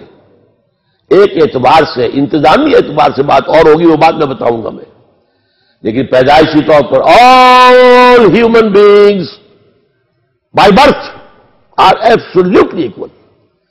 اس کے بعد فرق کیسے پڑتا ہے؟ وہ ایکوائرڈ کریکٹر سے پڑے گا. آپ نے علم زیادہ حاصل کیا ہے، آپ افضل ہو گئے. آپ نے نیکی کا کام زیادہ کیا ہے، آپ افضل ہو گئے. آپ متقی زیادہ ہیں، ان اکرمکم عند اللہ اتقاکم، آپ متقی اوپر ہو گئے. ایک پیدائشی طور پر کوئی فرق نہیں ہے انسانوں کے اندر. اور یہ جو میں نے آپ سے کہا، جب نظام خاندان بنتا ہے، اس میں ظاہر بات ہے عورت اور مرد ویسے برابر ہیں. ہیومن آنر، ہیومن رسپیکٹ، اس سب میں برابر ہے. ہیومن بینگز ہے. ایک ہی باپ کے نطفے سے ہے بیٹا بھی اور بیٹی بھی، اور ایک ہی ماں کے رحم پہ پرورش پائی ہے بیٹے نے بھی بیٹی نے بھی. فرق کیسے ہو جائے گا؟ کوئی فرق نہیں. ہاں، when they enter into a marriage contract, now they are not equal. شادی ہو گئی، آپ کو ادارہ بنانا ہے. ایک ادارے کے دو سربراہ برابر کا اختیار رکھنے والے نہیں ہو سکتے. سوچئے، آپ کے کالج کے دو پرنسپل ہو سکتے؟ کسی مینیجنگ کمیٹی کے دو چیئرمین ہو سکتے؟ دو مینیجنگ ڈائریکٹر ہو سکتے؟ امپاسبل. انتظامی اعتبار سے فرق ہو جائے گا. الرجال قوامون علی النساء، لیکن یہ انتظامی معاملہ ہے بس. یہ نہیں ہے کہ عورت کمتر ہے اور مرد جو ہے وہ برتر ہے، عورت افضل مفضول ہے اور مرد جو ہے افضل نہیں. پھر یہ کہ اس سماجی معاملے میں اللہ تعالیٰ کا نظام جو ہے، جو جس کی اقبال نے کی ہے، حافظ ناموس زن، مرد آزما مرد آفری. پورا نظام کیا ہے؟ یہ سیگریگیشن آف سیکسز اسلام نے جو دیا، جو آج ہمارے یہاں نہیں ختم ہو رہا ہے. یہ ہمارے ہاں سطر اور پردے کے احکام جو ختم ہو رہے ہیں تیزی کے ساتھ. یہ جو گھر کی چار دیواری ہے، یہ قلعہ ہے، اب یہ ختم ہو رہا ہے. اب تو گھر وہ بنتے ہیں جن میں چار دیواری ہے ہی نہیں. وہ تو در حقیقت سامنے سے بھی کھلا، پیچھے سے بھی کھلا ہے. پہلے وہ گھر بنتے تھے چاروں طرف تعمیر، درمیان میں صحن، اور یہ نہیں ہوتا تھا کہ اگلے مکان سے وہاں کوئی جان صحن کے اندر کہیں کوئی جو نگاہ پڑ جائے. نہیں، ممکن ہی نہیں. تو یہ نوٹ کیجئے، یہ ہے وہ نظام کے جو دیے ہیں، جو ان کا تذکرہ کیا علامہ اقبال نے. اب اگلی بات، ویسے اب میں جلدی ختم کر رہا ہوں، آپ گھبرائے نہیں. علامہ اقبال انقلاب کا بہت بڑا داعی ہے. میں اس کا صرف آپ کو دو ہے ایک بڑی نظم کے کا ایک سٹینزا سنا رہا ہوں. خواجہ از خون رگے مزدور سعادت لال ناب، از جفائے دے خدایاں کشت دہقانہ خراب. انقلاب انقلاب ہے انقلاب. خواجہ یعنی سرمایہ دار. خواجہ از خون رگے مزدور، وہ اپنے مزدوروں کی رگوں میں دوڑنے والے سرخ خون سے. خواجہ از خون رگے مزدور سعادت لال ناب، یہ جو شام کو شراب پی رہا وہ کہاں سے آئی ہے؟ یہ مزدوروں کی رگوں کا دوڑتا ہوا خون ہے جس سے شراب کشید کی گئی ہے. از جفائے دے خدایاں کشت دہقانہ خراب. جاگیرداروں، زمینداروں، ان کے جرم کی وجہ سے دہقان کی کھیتی خراب ہے. دہقان کے بچے کو روٹی نہیں مل رہی، دہقان کے بچے کو تعلیم نہیں مل سکتی، دہقان کے بچے کا علاج نہیں ہو سکتا. دہقان کا خون اور پسینہ اس پر عیش کون کر رہا ہے؟ زمیندار، جاگیردار، وڈیرے. یہ ظلم و ستم، یہ جو ایکسپلائٹیشن ہے. خواجہ از پھر سن لیجئے کس قدر یہ انقلابی کلام ہے. خواجہ از خون رگے مزدور سعادت لال ناب، از جفائے دے خدایاں کشتے دہقانہ خراب. انقلاب انقلاب ہے انقلاب. اس کے بعد علامہ اقبال نے انقلاب کا طریقہ بھی بتا دیا ہے دو اشعار کے اندر. اور یہ دو سمجھیے، ایک مصرے کے اندر مکی زندگی ہے، دوسرے مصرے میں مدنی زندگی ہے. اور عجیب ہے یہ اشعار، غور سے سنیں. فارسی کے ہیں. ویسے یہاں میری کتاب جو ہے علامہ اقبال اور ہم باہر موجود ہے، مل سکتی ہے آپ کو. یہ تو میں نے چند اشعار سنائے ہیں، ان میں تو بہت اشعار ہیں، اور فارسی کے اشعار کے ترجمے بھی ہم نے دیے. ہمیں معلوم ہے کہ ہم فارسی ہم لوگ نہیں جانتے. وہ موجود ہے، علامہ اقبال اور ہم نامی کتاب باہر موجود ہے، آپ لے سکتے ہیں. اقبال کہتے ہیں کہ گفتند جہان ماں آیا بے تمہیں سازد. میں حیران ہوتا ہوں کہاں تھا، کس مقام پر تھا اقبال جب یہ کہہ رہا ہے. اللہ نے مجھ سے کہا ہے اقبال، میں نے تمہیں جس جہان میں بھیجا ہے تمہیں پسند آیا؟ گفتند جہان ماں آیا بے تمہیں سازد. گفتم کی نمی سازد. میں نے کہا نہیں، مجھے پسند نہیں ہے. یہاں تو ظلم ہے، یہاں تو خواجہ جو ہے وہ خون لگے مزدور سے شراب پریش کر رہا ہے اور شام کو بیٹھ کر پیتا ہے کلب کے اندر. یہاں تو زمینداروں نے جو ہے وہ کشتیں دہقانہ خراب کی ہوئی ہے. یہاں تو طرح طرح کا ظلم ہے. یہاں یورپ نے کولونیلزم کے ذریعے سے کتنے عرصے تک ایشیا اور افریقہ کا خون چوسا ہے. مجھے تیری دنیا پسند نہیں آئی. فرمایا گفتن کے نمی سازد، گفتن کے برہم زن. اچھا توڑ دو، پھوڑ دو، ختم کر دو اس کو. توڑ دو، ختم کر دو کیسے؟ یہ اگلا شعر ہے. با نشے درویشی در ساز و دمادم زن. پہلے تو درویشی کا راستہ اختیار کرو اور دمادم دمادم دمادم کام کرتے رہو. کیا کام کرو؟ تبلیغ، دعوت، لوگوں کے ذہنوں کے اندر ایمان اتارو، لوگوں کے دلوں میں ایمان کو راسخ کرو، ان کا تزکیہ نفس کرو، ان کو منظم کرو، ان میں صبر کی عادت ڈالو، ان کے اندر تن من دھن قربان کر دینے کا وش پیدا کرو. یہ سب درویشی ہے. آپ کو اگر ایک جملے میں سمجھنا ہے تو یہ مکی زندگی ہے حضور کی. دعوت ہے، تبلیغ ہے، قرآن کی تعلیم ہے، تربیت ہے، تزکیہ ہے، صبر ہے. کوئی کہہ رہا پاگل ہے یہ تو، آپ نے کوئی جواب میں گالی تو نہیں دی نا؟ یہ تو صاحب ہے، آپ نے کوئی اس کا جواب نہیں دیا. برداشت کرو. یہاں یہ بدھ مت کے بھکشو بننا پڑے گا. یہاں اس مرحلے پر حضرت مسیح کے قول پر عمل کرنا پڑے گا کہ اگر تمہارے داہنے گال پر کوئی تھپڑ مارے بایاں بھی پیش کر دو. مکی دور یہ ہے. کہہ دیا گیا تھا کہ چاہے تمہارے ٹکڑے اڑا دیے جائیں تم نے کوئی ہاتھ نہیں اٹھانا. No retaliation, no retaliation. Even in self defence you can't raise your hands. یہ 12 برس سے با نشہ درویشی در ساز دمادم زن. یہ جماعت بنانا، ایک حزب اللہ بنانا، ایک جمعیت فراہم کرنا سرفروشوں کی جو سروں سے کفن باندھ چکے ہوں، جو اپنے آپ کو تابع کر چکے ہو ایک نظم کے، اللہ کے نظم کے بھی تابع اور جماعت کے نظم کے بھی تابع. با نشہ درویشی در ساز دمادم زن جو پختہ شوی خدرا بر سلطنت جم زن. جب تیار ہو جاؤ، طاقت کافی ہو جائے، انف آف نمبرس، تربیت بھی ان کی اچھی ہو گئی ہے، منظم بھی ہے، سب کچھ قربان کرنے کو تیار بھی ہے، جان دینے کو کامیابی سمجھتے ہیں. شہادت ہے مطلوب و مقصود مومن، نہ مال غنیمت نہ کس پر کشائی. تو اب سلطنت جم سے ٹکرا دو اپنے آپ کو. یہ ہے انقلاب کا پروسیس. ایک مصرے میں مکی زندگی ہے اور ایک میں مدنی زندگی ہے. اب آئیے آخری بات، اقبال اور قرآن. میری جو خصوصی نسبت اقبال کے ساتھ ہے وہ قرآن کے حوالے سے. قرآن مجید کے حوالے سے میں آپ سے ایک بات کہوں گا. علماء تو بے شمار ہیں ہمارے ہاں، عربی زبان کے ایک سے ایک بڑھ کر جاننے والے، گرامر کے ایک سے ایک بڑھ کر جاننے والے، کلام جاہلی ایک سے ایک بڑھ کر جاننے والے. اس کے باوجود میں آپ سے کہتا ہوں عظمت قرآن کا جو انکشاف اقبال پر ہوا ہے، میں عمر کی 78ویں برس میں کہہ رہا ہوں، اپنی عمر بھر کا نچوڑ کہہ رہا ہوں، وہ میں نے کسی بڑے سے بڑے عالم کے اندر بھی نہیں پایا. جس قدر انکشاف ہے، عظمت قرآن کا انکشاف. یہ ہو سکتا ہے وہ جو اقبال نے کہا ہے کہ فقیہ شہر جو ہے لغت ہائے عربی کا قارون ہے، لغتیں جانتا ہے، لیکن یہ کہ وہ جو انکشاف ہے عظمت قرآن کا. اب میں چند شعر آپ کو سناؤں گا. کتاب زندہ قرآن حکیم، حکمت او لا یزال است و قدیم.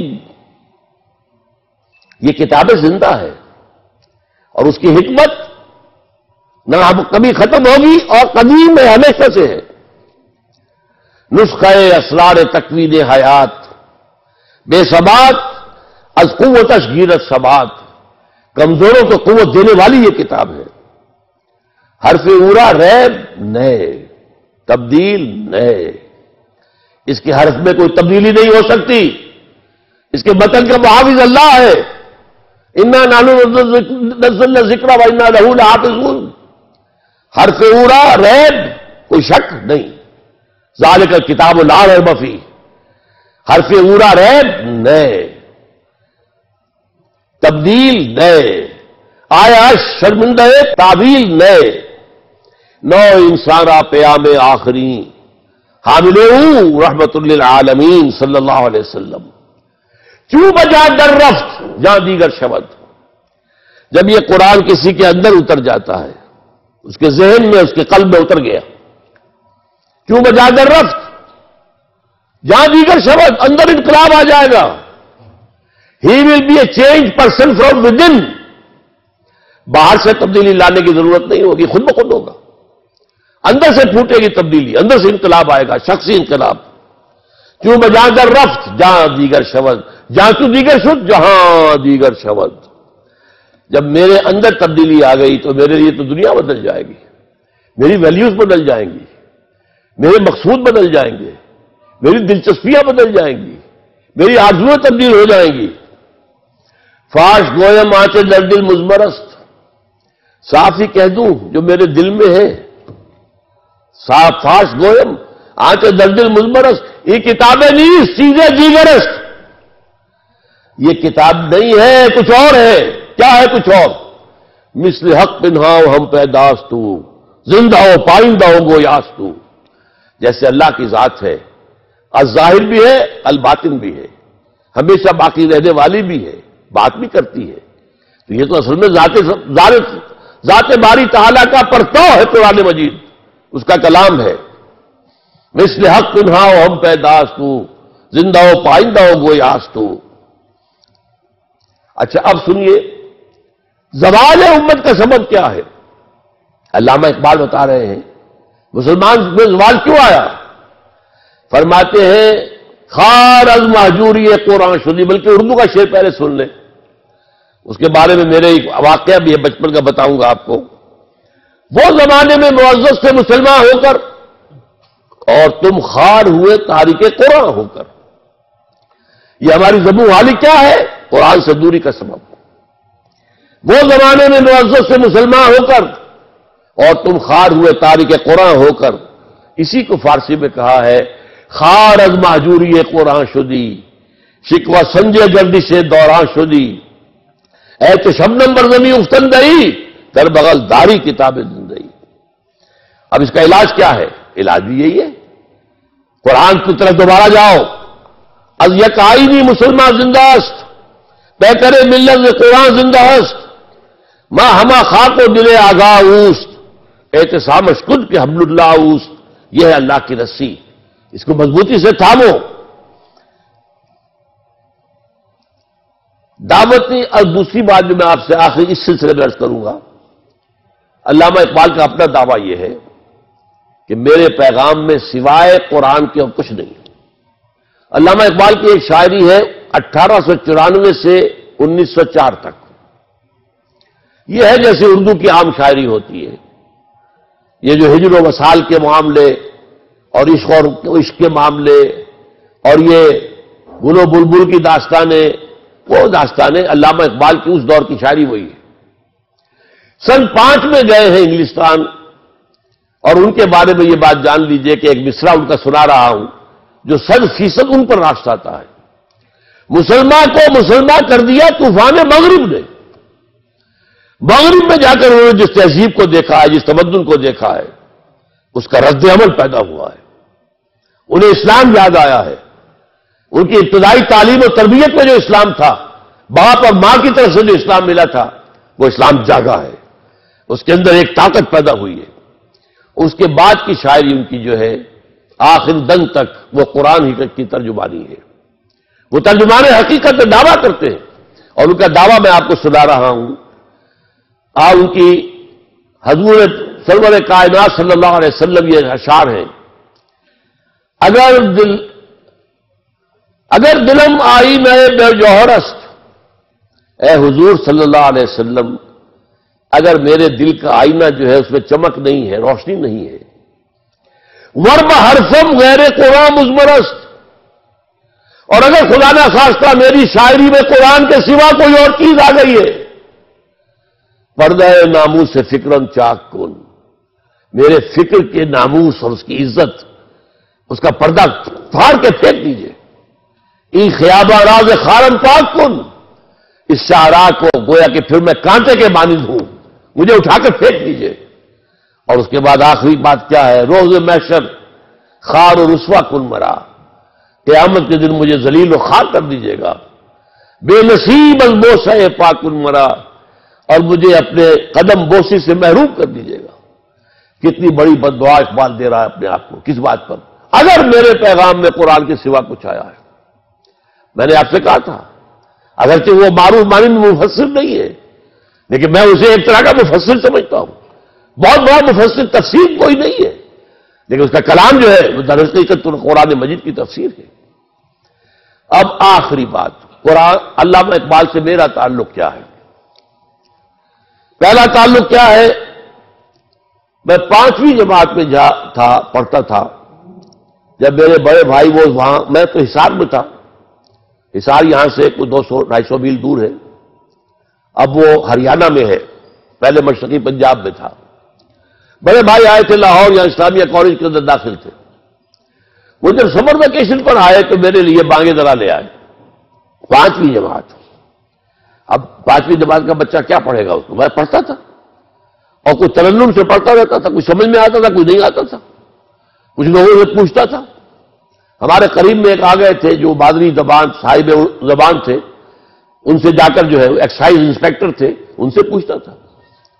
لیکن یہ شعر اس وقت معلوم ہوتا ہے کہ میرے ذہن کی سب سے نچلی سطح پہ چپک گیا کہ وہ زمانے میں معزز سے مسلمان ہو کر اور تم خار ہوئے تاریخ قرآن ہو کر۔ قرآن کے ساتھ یہ تعلق میرا اس شعر سے شروع ہوا ہے۔ اس کے بعد یہ میرا تعلق اور بہت سے تعلقات کے ساتھ اس کے رشتے جڑے ہیں۔ مولانا مودودی، مولانا اصلاحی، ابوالکلام آزاد، مولانا فراہی، اور یہ ڈاکٹر رفیع الدین مرحوم و مغفور، اور شیخین میرے شیخ الہند اور شیخ الاسلام۔ لیکن یہ ہے کہ واقعہ یہ ہے کہ میرے ذہن کی سب سے نچلی سطح پر بھی اقبال ہے اور سب سے اوپر کی سطح پر بھی اقبال ہے۔ لیکن میں نے اپنے لیے ایک خطاب پسند کیا ہے۔ کوئی کہہ دیتا ہے کہ میں مانوی فرزند ہوں ان کا۔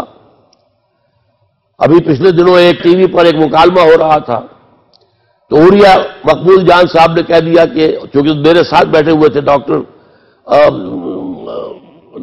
اقبال کے بیٹے جاوید اقبال صاحب، ان کا ایک طرف تو سلمی بیٹے ہیں لیکن دوسری طرف اصل میں علامہ اقبال کے وارث جو ہے کلام کے وہ یہ ہے، تو مجھے اچھا نہیں لگا کہ ان کی موجودگی میں یہ بات کہتے ہیں۔ میں نے اپنے لیے جو القاب چنا ہے وہ کیا ہے؟ یکے از رگہائے ساز اقبال، اس کی وضاحت کر دوں۔ اقبال کی ایک بڑی عظیم نظم ہے، میں نہیں چاہتا کہ اس کے اور اشعار آپ کو سناؤں۔ آخری شعر کیا ہے؟ چنگ را گیرے از دستم کہ کار از دست رفت، یہ میرے ہاتھ سے ساز لے لو کہ ہاتھ کا کام تو ہو چکا۔ نغمہ خون گشت، اب جیسے جسم میں خون دوڑتا ہے، میرا نغمہ ان رگوں کے اندر، ان تاروں میں گشت کرے گا اور ان میں سے نکلے گا اور نکلتا رہے گا۔ تو میں نے کہا میں بھی علامہ اقبال کے رگ ہائے ساز میں سے ایک رگ دوں، بس اس سے زیادہ میرا مقام نہیں۔ البتہ 2 کام میں نے وہ کیے ہیں اللہ کے فضل و کرم سے، اللہ کے فضل و کرم سے، وہ نسبت میں سمجھتا ہوں اقبال کے ساتھ میری بہت قوی ہے۔ علامہ اقبال کا ایک خواب تھا جس کے تحت ایک ادارہ وجود میں آیا تھا، دارالاسلام۔ حضرت علامہ کے ایک مرید تھے، بڑے زمیندار تھے، چودھری نیاز علی خان، ضلع گرداسپور کے۔ وہ نہر میں تھے، ایکسین وغیرہ ریٹائر ہوئے تو پیسہ کافی تھا ان کے پاس، زمیندار بھی بڑے تھے۔ علامہ کے پاس حاضر ہوئے کہ میرے پاس پیسہ بھی ہے، زمین بھی ہے، میں کوئی دین کا کام کرنا چاہتا ہوں، بتائیے کیا کروں؟ فرمایا ایک ادارہ بناؤ دیہات میں، کھلی فضا میں، اور وہاں پر گریجویٹس جو ہیں، یونیورسٹی سے گریجویٹس ہو چکے، انہیں قرآن پڑھاؤ اور انگریزی میں پڑھاؤ اور ان کو مطمئن کرو قرآن پر، یہ کام کر دیں۔ انہوں نے کیا کیا، ایک وقف بنایا، اب بھی وقف موجود ہے، جوہر آباد، یہ جوہر آباد جو ہے اس کے اندر وہ وقف موجود ہے، اب بھی موجود ہے، وقف بنا دیا، عمارتیں بن گئی۔ ایک خط لکھا مصطفیٰ مراغی جو الازہر کے ریکٹر تھے اس وقت، وائس چانسلر، کہ ہمیں ایک ایسا عالم دین دیجئے جو انگریزی میں گریجویٹس کو قرآن پڑھا سکے اور قرآن پر مطمئن کر سکے۔ انہوں نے کہا ہمارے پاس ایسا کوئی آدمی نہیں ہے، وہ اسکیم دھری رہ گئی۔ اگرچہ ایک مفید کام ہوا وہاں بعد میں مولانا مودودی حیدرآباد دکن سے ہجرت کر کے علامہ اقبال کے کہنے پر آئے ہیں، تو ان کا مرکز وہاں رہا ہے، وہ جماعت اسلامی وہیں بنی ہے، لیکن وہ جو ادارہ تھا کہ گریجویٹس کو رکھ کر عربی اور قرآن پڑھایا جائے اور قرآن پر مطمئن کیا جائے، وہ کام نہیں ہو سکا۔ الحمدللہ ثم الحمدللہ میرے ہاتھوں اللہ نے انجمن خدام القرآن قائم کرائی، اس کے تحت قرآن اکیڈمی قائم کرائی، اور اب تو کئی جگہ پر ہے، لاہور میں ہے، ملتان میں ہے، کراچی میں ہے، فیصل آباد میں ہے، جنگ میں ہے، اور ہم نے یہاں پر ایک سالہ کورس رن کیا ہے، یہ سن 84-85 میں چل رہا ہے، اس میں گریجویٹس بھی آتے ہیں، کچھ انڈر گریجویٹس کو بھی ہم اگر وہ ذرا ذہن ان کا ذرا کھل چکا ہو تو لے لیتے ہیں، ایم اے آتے ہیں، MBBS آتے ہیں، انجینئر آتے ہیں، PhDs آتے ہیں، آ کر قرآن پڑھتے ہیں اور الحمدللہ مطمئن ہو کر جاتے ہیں۔ تو اقبال کا وہ خواب اللہ نے میرے ذریعے سے، یہ اللہ کا بڑا فضل ہے مجھ پر، اور میں اس لیے اس کو آپ بتا رہا ہوں، آپ کے کس قدر قریب ہے، واکنگ ڈسٹنس پر ہے، یہ قرآن اکیڈمی ہے، یہاں ہمارے تمام جو ہے میری کتابیں موجود ہیں، وہاں سے آپ مستعار لے سکتے ہیں، اس کی لائبریری سے استفادہ کر سکتے ہیں، وہاں سے آپ یہ ہے کہ اگر میرے کیسٹس وغیرہ لینا چاہیں لے سکتے ہیں، اگر وہاں پہ آپ ذرا امانت رکھوا دیں، کیسٹ واپس کریں، ویڈیو کیسٹ، آڈیو کیسٹ، اور واپس دیجیے، اپنے پیسے نہیں چاہیے، اس سے استفادہ کیجیے۔ میں نے اس لیے چاہا ہے کہ میں اس ادارے سے آپ کو متعارف کرا دوں، یہ ادارہ وہ ہے جس کا خواب اقبال نے دیکھا تھا دارالاسلام کے ذریعے سے، وہ اللہ کے فضل و کرم سے قرآن اکیڈمیز کی شکل میں پاکستان میں متعدد مقامات پر ہے۔ اور دوسری بات دیکھیے، علامہ اقبال نے مسلم لیگ کے لیے قائد اعظم کو تجویز کیا، قائد اعظم کو لیڈر بنایا، ان کے ساتھ عام کارکن کی حیثیت سے کام کیا، یہ ان کا جو ہے رول اپنی جگہ ہے، لیکن ساتھ ہی ان کے دل میں خواہش بار بار آتی رہی، اور وہ یہ کہ ایک قومی تحریک کے نتیجے میں تو قومی ریاست بنے گی۔ مسلم لیگ قومی جماعت تھی، اب قوم میں زانی بھی تھے، شرابی بھی تھے، بدماش بھی تھے، اچھے بھی تھے، نیک بھی تھے، تہجد گزار بھی تھے، نماز روزے کے پابند بھی تھے، سبھی تھے نا۔ آپ کو معلوم ہے ریڈ لائٹ ایریا کے چودھری بھی اس میں تھے، اور وہاں پر بہت سے لوگ جو اس قسم کے اور مسلم لیگ کے صدر بھی بن جاتے تھے۔ ایسی جماعت سے تو اسلام نہیں آ سکتا۔ اسلام تو آتا ہے وہ بادشاہ درویشی والا اسلام، جب تک ان منازل سے نہ گزرے اسلام نہیں آئے گا۔ یہ تصور تھا جس کے تحت 1932 میں، 30 میں تو خطبہ الہ آباد تھا، 1932 میں ڈاکٹر ظفر الحسن ہوتے تھے علی گڑھ یونیورسٹی کے head of the department of philosophy, انہوں نے خط لکھا کہ آپ نے یہ اتنا بڑا فسوق تو ہمارے اوپر پھونک دیا ہے، اسلام کے احیاء کا جذبہ، اس کے لیے جماعت کون سی ہوگی؟ یہ تصور اس وقت سے پک رہا تھا۔ اس کے بعد خط و کتابت ہوئی ہے، 2 آدمی بھیجے انہوں نے لاہور، ڈاکٹر برہان احمد فاروقی، وہ تو لاہور ہی کے تھے، یہی تو فوت ہوئے دفن میں، اور ڈاکٹر احمد احمد جو کراچی یونیورسٹی کے فلسفے کے ہیڈ آف ڈپارٹمنٹ ریٹائر ہوئے۔ بہرحال اس کے نتیجے میں ایک جماعت بنانے کا فیصلہ ہوا۔ نوٹ کیجئے، ایک جماعت مسلم لیگ تھی، اپنی جگہ پر وہ ٹھیک تھی، قومی جماعت نہ ہوتی تو پاکستان نہ بنتا۔ اگر آپ یہ کہتے ہیں کہ پہلے نماز پڑھو پھر آؤ ہمارے رکن بننا، تو قومی تحریک نہیں چل سکتی تھی، وہ تو اسی کے لیے وہی طریقہ تھا۔ لیکن یہ اسلام ادھر سے نہیں آ سکتا، یہ بھی صحیح ہے۔ لہذا ایک جماعت بنائی گئی جس کے اصول کیا تھے نوٹ کر لیجئے۔ اس میں صرف پریکٹسنگ مسلم شامل ہوں گے، نماز روزے کے پابند، ہر حلال اور حرام کی حدود کے پابند، نمبر 1۔ نمبر 2، کوئی قادیانی شامل نہیں کیا جائے گا۔ نمبر 3، یہاں ہم کبھی الیکشن میں حصہ نہیں لیں گے۔ الیکشن کے ذریعے سے نظام نہیں بدل سکتا، وہ تو انقلاب کے ذریعے بدلتا۔ الیکشن کے ذریعے سے ہاتھ بدل سکتے، چہرے بدل سکتے، جماعتیں بدل سکتی ہیں، نظام نہیں بدلتا۔ اور نمبر 4، اس جماعت کا نظام جمہوری نہیں ہوگا، بیعت کی بنیاد پر ہوگا۔ یہ اصول تھے جس کی بنیاد پر فیصلہ ہو گیا تھا جمعیت شبان المسلمین اس کے قیام کا۔ لیکن علامہ اس کے بعد بیمار تھے، تیار ہو گئے تھے، لوگوں نے کہا کہ اچھا تو پھر آپ ہاتھ بڑھائیے، بیعت کرتے ہیں، ہم تیار ہو گئے تھے۔ لیکن اس کے بعد کیا ہوا ہے، کس وجہ سے وہ چیز میل منڈے نہیں چڑھ سکی، اس کی تحقیق میں نے کوشش کی ہے، کوئی رائے بھی ہے لیکن میں بیان نہیں کر سکتا اس وقت۔ لیکن یہ میں اس وقت کہہ رہا ہوں، میرے علم میں یہ بات نہیں تھی۔ البتہ میں نے جو تنظیم قائم کی وہ اسی بنیاد پر ہے، دین پر کاربند لوگ وہ شامل ہوگی تنظیم اسلامی کے اندر۔ نمبر 2، یہاں پر کوئی بھی بدکار آدمی اس کو نہیں لیا جائے گا۔ یہاں کا نظام جمہوری نہیں، بیعت کی بنیاد پر ہوگا۔ ہم الیکشن میں کبھی حصہ نہیں لیں گے۔ وہی اس میں حیران رہ گیا جب ڈاکٹر برہان احمد فاروقی کی کتاب شائع ہوئی، اس میں یہ ساری باتیں مجھے ملی، میں حیران رہ گیا۔ وہ تنظیم جو میں بنا چکا ہوں 1975 میں، وہ کہیں جا کر مجھے 1990 میں وہ کتاب ملی۔ معلوم ہوا کہ یہ ذہن تو اقبال کا تھا، گویا کہ یہ چیز بھی ایک باطنی نسبت کی حیثیت سے مجھے اقبال سے حاصل ہوئی ہے۔ بہرحال اس پر بھی میں اللہ تعالیٰ کا شکر ادا کرتا ہوں۔ یہ تنظیم اسلامی کے نام سے ایک انقلابی جماعت بننے کی کوشش کر رہے ہیں، اور یہ ابھی اس مکی دور میں ہے، ابھی تیاری کے دور میں ہے، ابھی تعداد بھی ہماری کم ہے، زیادہ نہیں ہے، لیکن اللہ کا فضل ہے کہ میری زندگی انہی 2 کاموں میں، یہ اس کا حاصل ہے، یہ اس کے ثمر ہے، یہ درخت کے پھل ہیں۔ اللہ تعالیٰ ان کو قبول فرمائے، اور آپ حضرات کو بھی اگر میری آج کی گفتگو سے کوئی جذبہ ابھرا ہو، اقبال کی لیگیسی، اقبال کا چھوڑا ہوا کام، اقبال کے خواب، پاکستان کا خواب، امت مسلمہ کی نشرت ثانیہ کا خواب، ان چیزوں کے لیے اپنے آپ کو وقف کرے۔ ان صلاتی و نسکی و محیایا و مماتی للہ رب العالمین لا شریک لہ وبذالک امرت وانا اول المسلمین وآخر دعوانا ان الحمد للہ رب العالمین۔